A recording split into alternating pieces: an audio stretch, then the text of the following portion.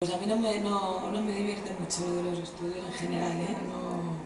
No este en particular que que está perfecto para rodar y tal.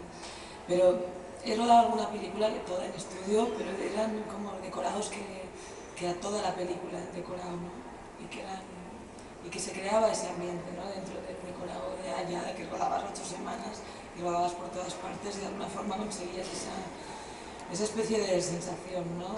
Los estudios hay que como luchar mucho con ellos, ¿no? Para crear, sobre todo los nuevos, yo creo.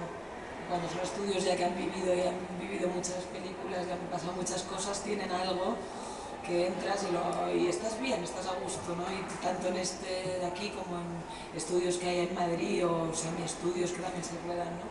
Notas esa especie de que estás estrenando algo y es complicado, pero bien, la experiencia fue bien, fueron unas pocas semanas que hicimos un interior aquí, una casa que se hizo aquí y se rodó bien, pero es verdad que hay algo de los escenarios naturales que no, un estudio estás en ningún sitio, ¿no?